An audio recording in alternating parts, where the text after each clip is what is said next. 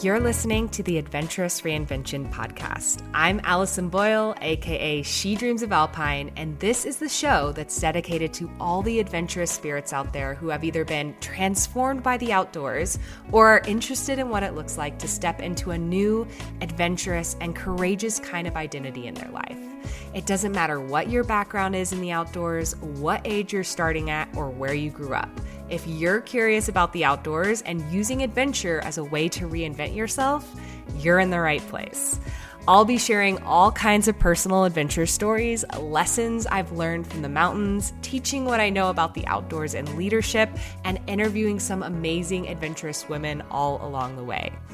I've been coaching women on becoming safe, confident, and self-sufficient backpackers and leaders of their own adventurous lives since 2018, and I know exactly what big fears and self-doubts can pop up along the way. I have so much to share with you, so let's dive in. Okay, before we get started, I wanted to kick off this podcast episode with a very quick announcement. So very soon, on November 18th through 21st, which is this upcoming November, we are going to be opening up enrollment to my signature coaching program, the Backpacking Badass program.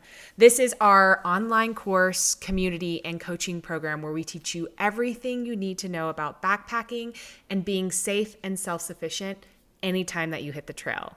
So for many of our clients, this program, the Backpacking Badass program, was the difference between maybe one day and going on their first of many backpacking trips. And this is our very special, only happens once a year Black Friday enrollment, and it's our final enrollment of the year into this program. So we're going big with our deals, our bonuses, our giveaway prizes during that enrollment week.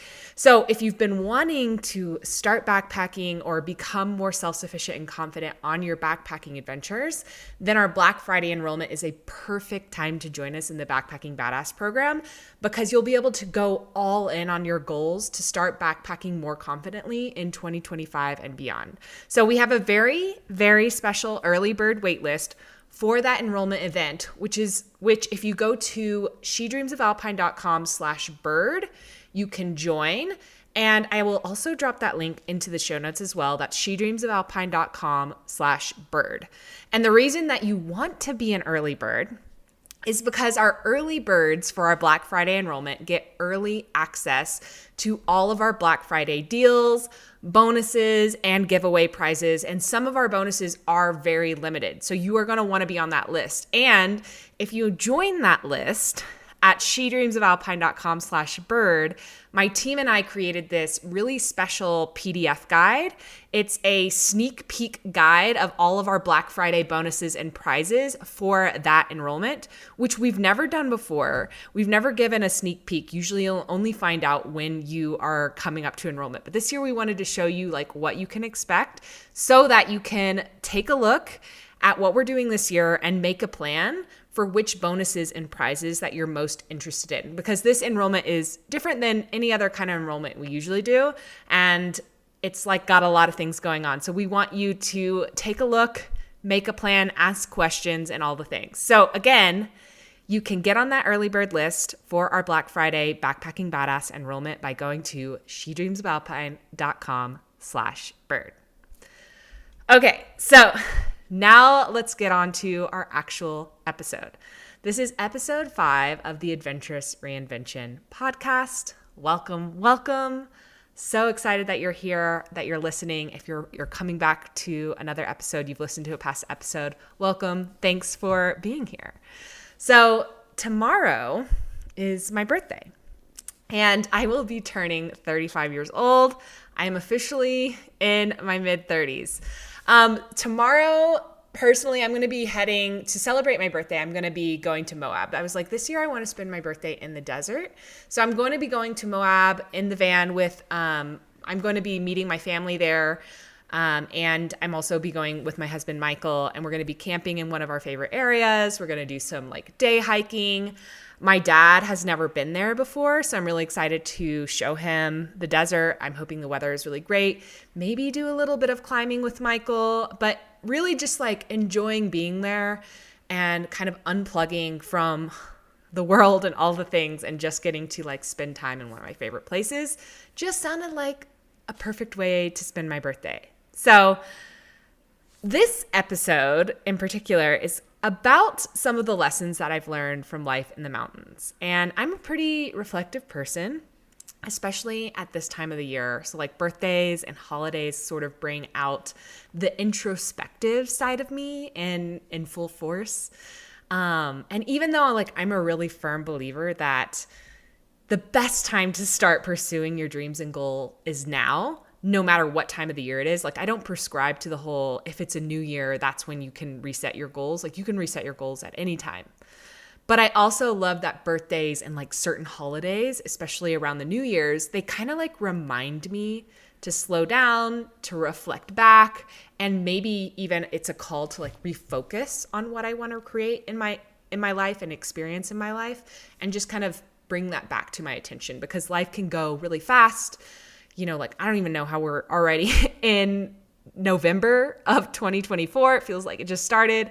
Especially as I get older, I feel like the years go by faster and faster. So I just love doing this. And, 35 feels like quite the milestone in my life. Like I remember when I was like in my teens thinking 35 years old sounded really old. And now I'm here. The mid-30s. I'm officially a mid-30-year-old woman. And honestly, I think I feel pretty calm about it. I think going into my 30s felt tougher for me. When I was going from my 20s to my 30s, I'm like, what does this mean?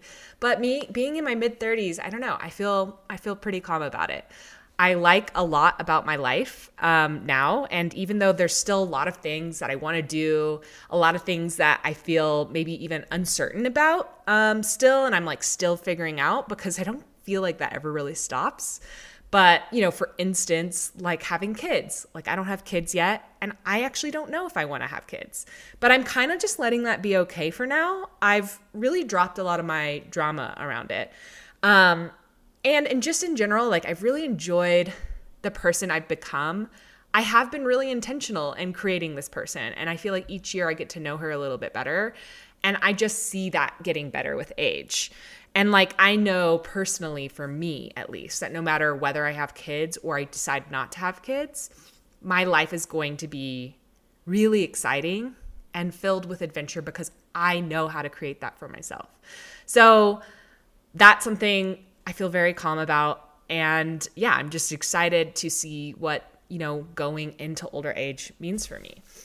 Last year, I created a list of 34 short and sweet lessons that I've learned from life in the mountains during my 34 years around the sun. And I sent it to my email newsletter. Definitely encourage you to join my email list. I send all kinds of goodies. But this year I decided to revamp that list. And I also added a new lesson for my 35 years. So I did kind of go through it. I was like, do these feel still applicable to me? I updated some, I removed some, all the things. And I've put that out there for you to read the full list. In this episode, I'm going to focus on 5 of some of the ones that are most impactful, but also the ones that I feel like most relate to life and the mountains. So I kind of pulled those out, and I want to talk through some of my top 5 ones that really have made a big difference in my life. But if you want to read the whole list of 35 lessons that I've learned from life in the mountains, you can read that full list by going to shedreamsofalpine.com/birthday to find the full list. And that's just on my blog. You don't have to opt into anything. It's just there on my blog, and you can read through the whole list. And these are on that list. But I'm going to be kind of going into these top 5 ones in a little bit more detail in this lesson. And one day I hope I get to like write 100 of these. So maybe we'll do a yearly lessons learned podcast. I don't know. But let's dive in. Let's dive into lesson number 1. Okay, so lesson number 1 is life is 50-50. So this is a concept that I learned from one of my coaches, where she taught me that life is 50-50, meaning it has both its good moments and its bad moments. So being a human means that we navigate both ends of the spectrum. It doesn't mean like we're ever always happy or always sad. We're kind of oscillating between these, and we get that full experience, right? And what I found most interesting when I first heard it phrased in this way that like life is 50-50, and I learned that concept from my coach, is that I recognized that the mountains had taught me this concept first, especially, because when I had first heard this from my coach, I think I had been hiking and backpacking for 6 or 7 years at this point, mountaineering, climbing, all the things, right? And I saw that concept and I was like, I love this concept. It's such a beautiful concept. The mountains have taught me this. And the mountains taught me that adventure lies within both the highlights and the lowlights. So like adventure is 50-50, backpacking is 50-50. Any activity that you love to do in the outdoors is 50-50. It has its good moments and its bad moments, just like our lives do. So if you're only imagining or interested in, especially when you're thinking about like getting outdoors and backpacking and all the things, if you're only imagining the highs, the epic summit views, the panorama vistas, the fall colors, the fields of wildflowers, the big cheesing smiles, like the friendships and camaraderie, well, you're going to be disappointed. And that's because it's only half the story for any great adventure. And for me, like, this is really great news. Like, I love that the mountains have taught me this lesson because this is what I experience in life as well. So first, to have that experience in the mountains, it really grounds my expectations for my life, especially when you have big goals. Like when you're setting big goals, you are going to for sure feel the rub between the 50-50 because you are going after something that is unknown, is risky, is hard. You're going to be feeling it, right? And secondly, it helps me normalize the low moments, that no matter what path that I choose, it will always come with its own flavor of 50-50 experience. And for me, with this knowledge, like, it lets me better celebrate and embrace all of those moments of life and look at them like this beautiful story or this beautiful adventure that we're writing about our life and how we can continue on bravely with our human journey and our human experience. And for me, it brings me like a lot of peace. And it also encourages me to choose the 50-50 kind of life that I would rather be living. So for example, what I mean by that is like, if you had listened to my episode on how I reinvented myself from being a full-time engineer to an outdoor adventure educator, I had reached a point in my engineering career where the 50-50 of being there and staying there, which was the good side was like stable, good income. But on the opposite end of the spectrum, it for me became this boring kind of uncreative work that I didn't feel challenged by, I wasn't feeling compelled by. I decided it was not the 50-50 I wanted to be experiencing. So that doesn't mean when I jump into entrepreneurship that it was just roses and daisies and unicorns. There was a 50-50 trade-off there, right? So I traded in my spreadsheets for a new 50-50 kind of life with entrepreneurship. So on the positive side, it's creative, life-changing work. I get to work intimately with people to help them see themselves in a new way, to identify more adventurously, to feel confident in the outdoors. This is work that really fulfills me. But on the other side of that, right, I have the responsibility of running a company to make sure I pay myself and pay my employees. I have a lot more pressures. I work harder than I've ever worked in my life. Like there are trade-offs. There is 50-50 in both choices, right? So whenever you think about your hard moments in life, remember that it's part of our human experience. This is the 50-50. When you are going through a tough moment, you're like, remind yourself of this concept. And we know this to be true because the mountains taught us first.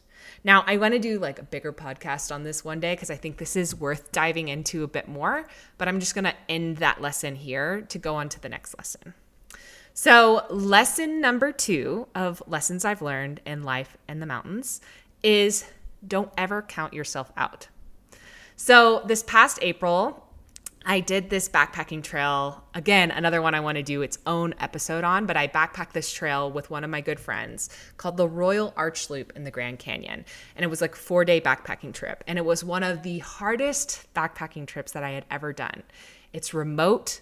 It's super rugged. It's very physical, and it required a lot of technical skill and know-how more than any other backpacking trail that I had done. And I think it's funny because when you read about this trail online, like here's how the National Park Service describes this trail. They say, this hike offers about 1 million ways to get into serious trouble in a remote part of the Grand Canyon. And for me, like me and my friend, we described this trip in one short phrase. We called it the no fall zone trip. So there were so many moments on that trail where you just like, don't trip, don't fall. This would be bad, right? And like just as a public service announcement here, because this is an outdoor adventure kind of related podcast, this isn't a trail that I would be like recommending to most of my clients.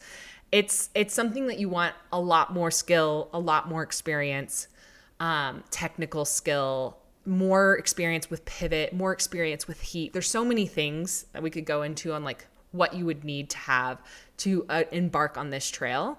But that's for another day. So I just want to say it's a really cool trail, but probably most of y'all aren't ready to do it yet. And if you are, then you'll know kind of what things you need to be looking for. For my friend Meg and I, this trip was 100% in our wheelhouse. We both collectively, between her and I, to get like both ourselves have 10 plus years of experience with all those skills that I've mentioned.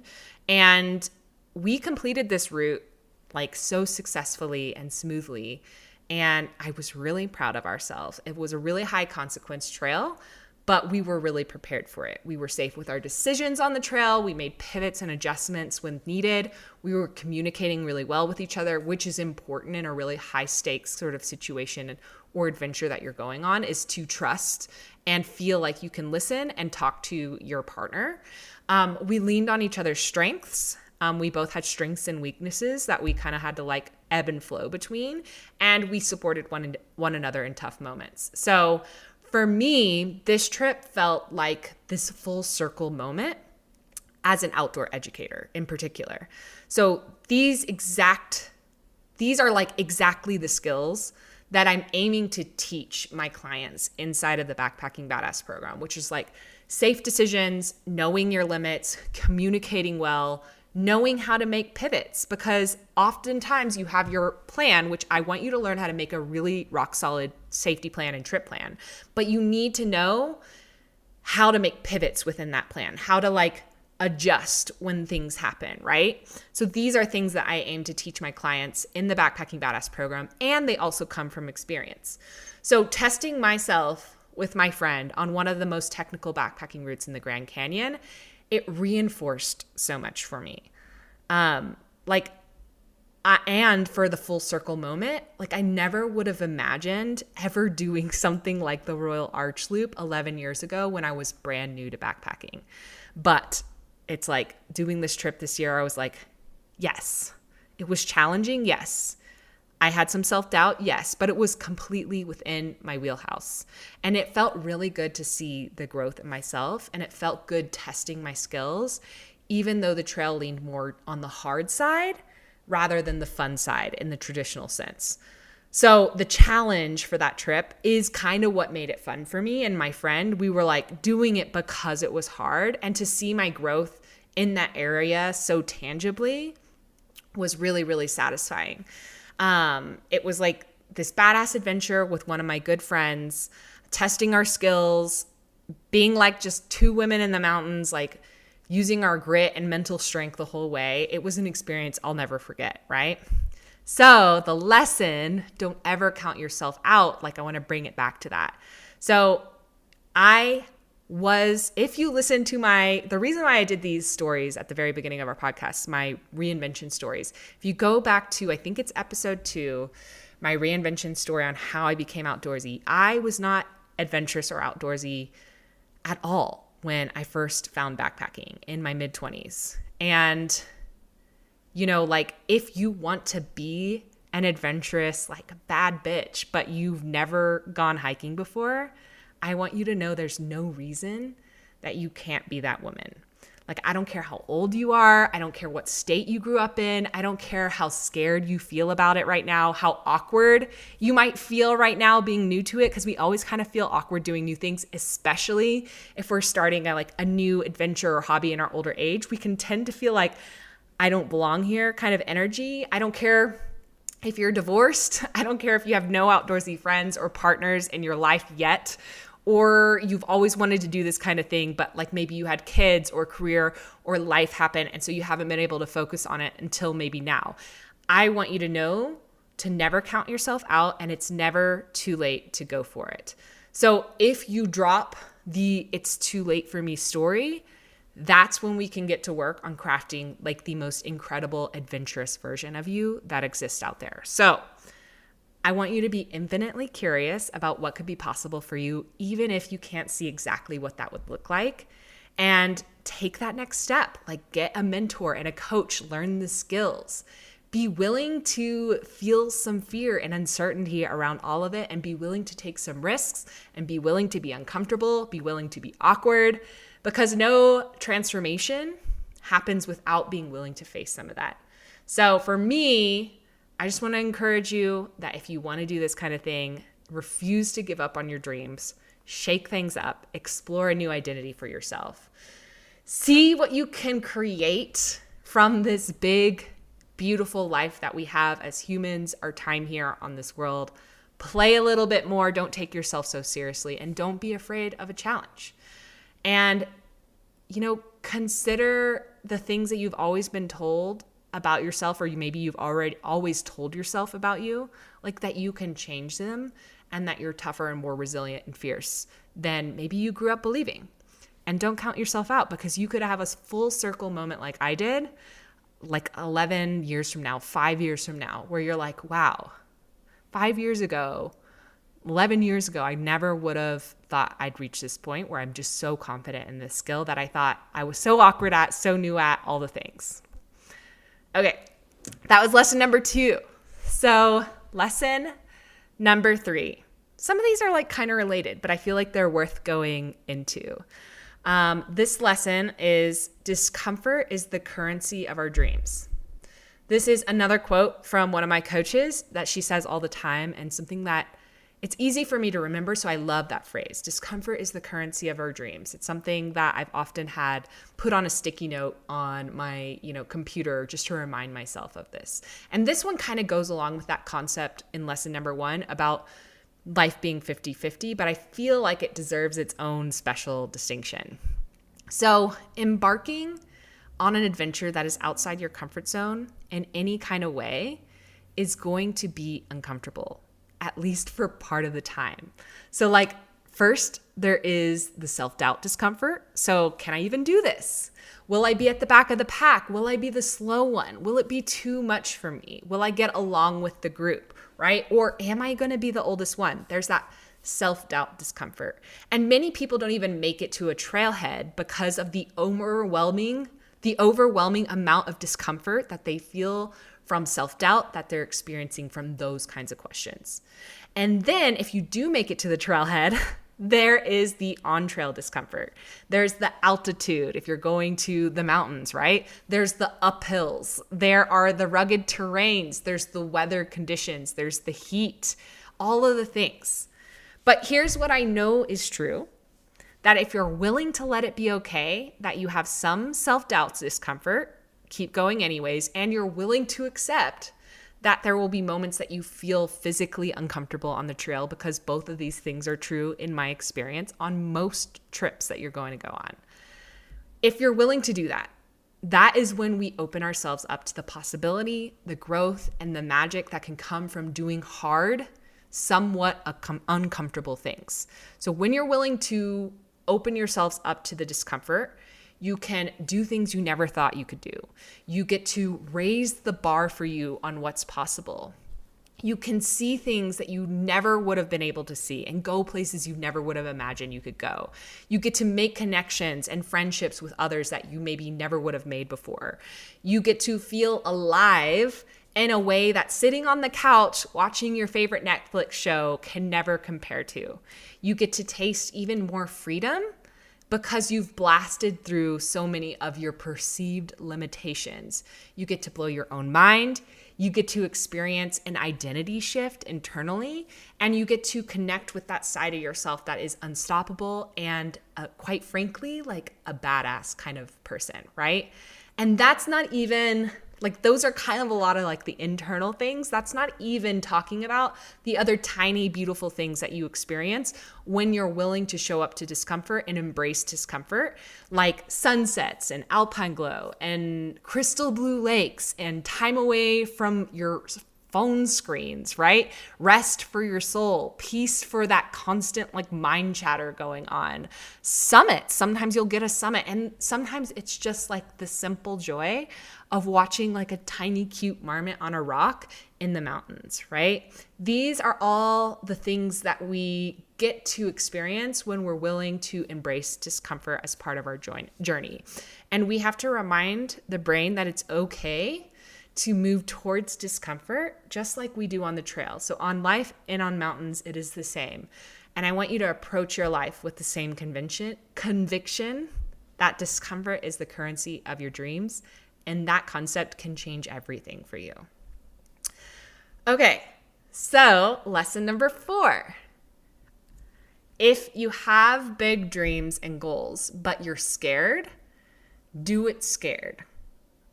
Now, this is something you may have heard before. I know it's like I'm not the first person to ever say do it scared, but I feel like it's worth mentioning, especially in the context of adventure. If you're listening to this hoping to step more into an adventurous identity, but you have a lot of fear, this concept will really help you.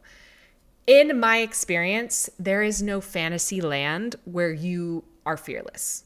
And in fact, as you grow as a hiker and backpacker, what I tell my clients is what will normally happen for most of them is they'll reach a point where it's like new level, new devil. So you're always growing, always evolving, and therefore you're going to be always pushing yourself out of your comfort zone, and therefore you're always going to be encountering new fears. So stop waiting to be fearless. Fear is not a problem. Fear is a human emotion. We can work with fear. And sometimes fear is like really important. It's doing its job. So we need to learn how to distinguish between fear that is like telling us to do something and fear that's just our brain being uncomfortable with the unknown. But most importantly is like fear doesn't have to be something that defines you or defines how you show up. So of course, when you're new to backpacking and like outdoor activities, in the beginning, there's this point where you want to make sure that you are doing things safely. You're learning the skills you need to be safe. And like you have that kind of baseline confidence in what you're doing. But most people, there is a point where you do know you have that knowledge. You've been practicing some of those things, and now you're ready for the experience side of things. Like you're ready to go out there, test your skills, and you're going to have to do it scared.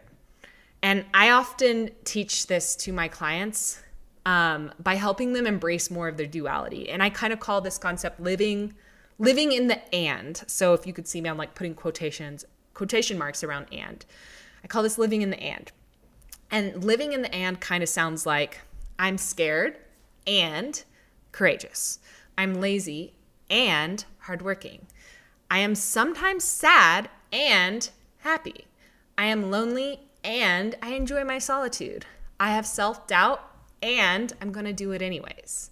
So I find that embracing duality helps us release so much judgment, helps us release shame, and it helps us like release some of the pressure, right? On trying to be perfect. Like when we're trying to remove fear entirely, it's kind of us being perfectionists. We're like, I need to be perfectly confident. And that is not true. We can be fearful and courageous, right?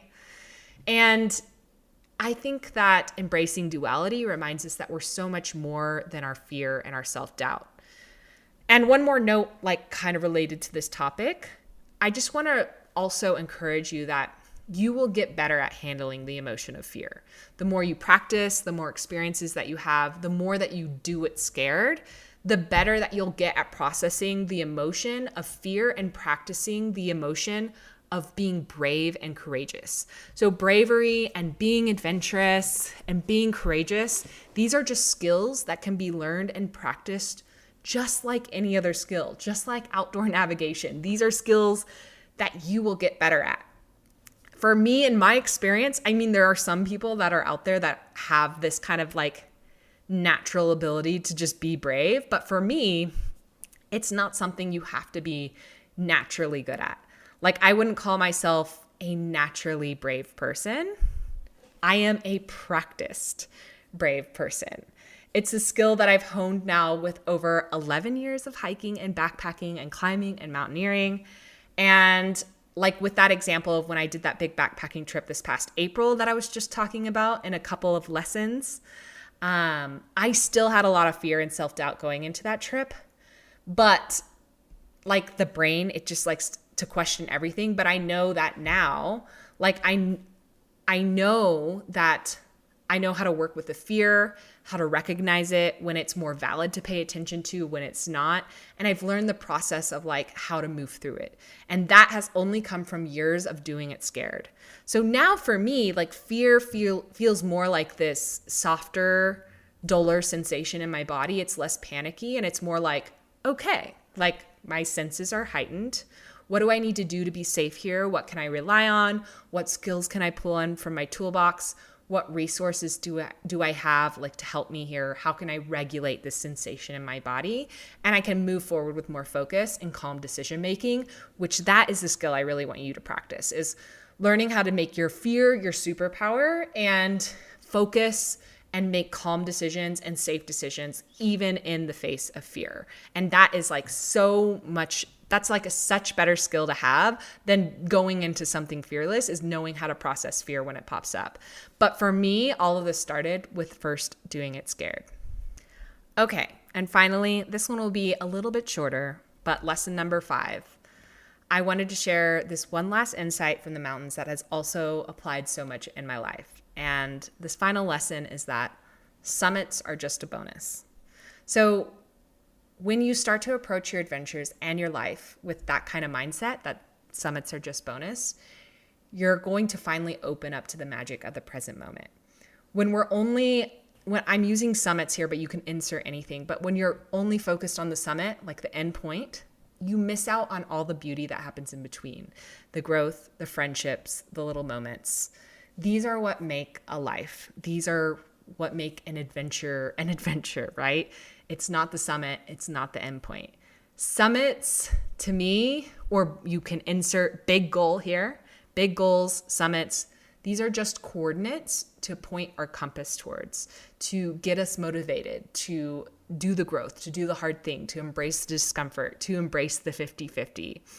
The adventure, the actual adventure in all of it, is in the becoming the person who creates the ability to hit the summit, who reaches that summit point or hits that goal. That is where the true adventure lies. And so just remembering that summits are just a bonus and a cherry on top to everything is such like a calming and important thing to embrace in your life and in the mountains. So, okay, y'all, that is all for today. And again, if you want to read my whole list of 35 lessons, this was just 5 of 35. You can go and look at my whole list at shedreamsofalpine.com/birthday to find the full list. I hope that you've enjoyed this episode. If there was a lesson that resonated with you in particular, I'd love to know. You can always reach out to me in the DMs on Instagram at shedreamsofalpine. I'd love to hear from you. And I'm off, y'all. I'm going to go officially close up and start to enjoy my birthday weekend. I hope you have a wonderful week and talk to you next week. Bye. Hey, I wanted to thank you real quick for tuning into the show and listening all the way to the end. If you love this episode and you want deeper support in becoming a safe, confident, and self-sufficient hiker and backpacker, then head over to shedreamsofalpine.com/waitlist to learn more about our Backpacking Badass coaching program, where I teach you absolutely everything you need to know to be self-reliant on the trails and stop waiting around on others for the adventure invite. So I'd love to help you more in your journey of stepping into to your adventurous identity. And that program is the absolute best place for us to start working together. So again, that's shedreamsofalpine.com/waitlist. And you can learn all about it there. So that's it for today, folks. I hope you get to spend some time outside this week, and I'll be back very soon with a brand new episode. Bye.